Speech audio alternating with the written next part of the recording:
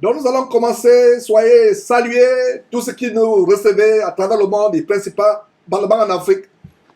Vous êtes ma joie et j'ai reçu ce message touchant de cette nouvelle sœur du côté du Cameroun, Nicole Ongene Bidima. Nicole Bidima, qui m'a envoyé un message vocal tellement touchant. Vous êtes nombreux à m'envoyer de tels messages. Voilà une sœur qui a été, depuis des années, presque toute sa vie, retenue captive dans une abominable congrégation, une secte.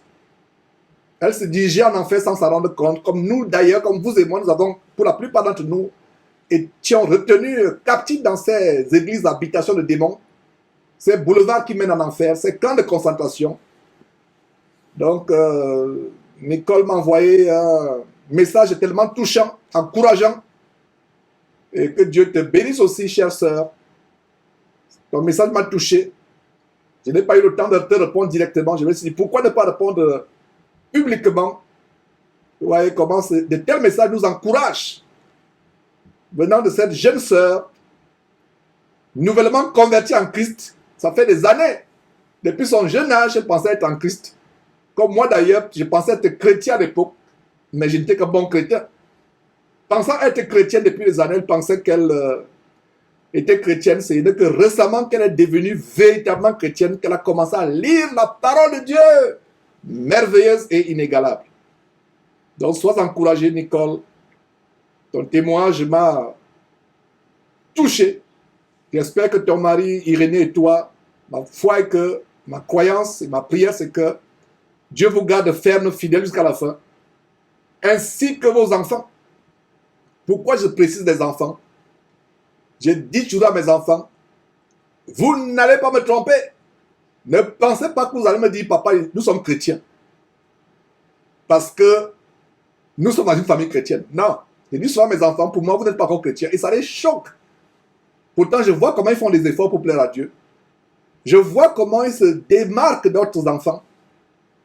Je vois la piété en eux, mais je leur dis, vous n'allez pas me tromper. Pour moi, vous n'êtes pas encore chrétien. Vous serez chrétien quand je vais vous voir voler de vos propres ailes.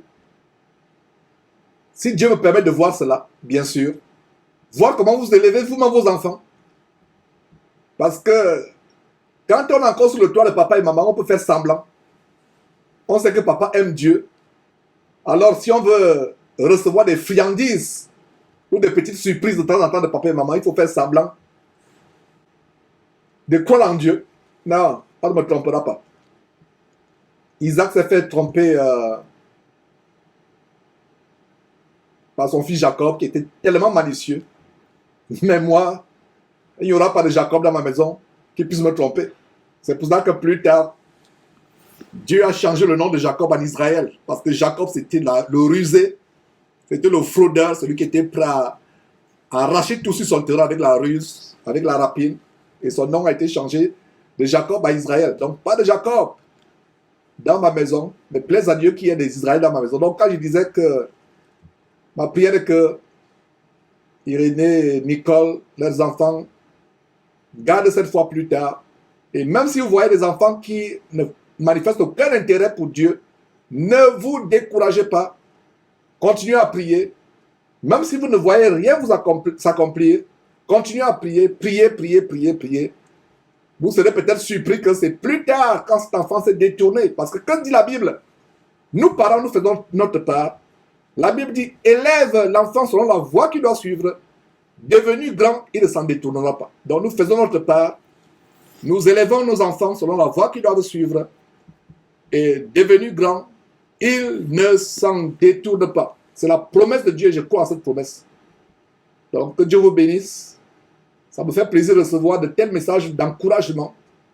Comment une sœur qui pensait être chrétienne se dirigeait dans le monde, se dirigeait tout loin d'en faire sans s'en rendre compte.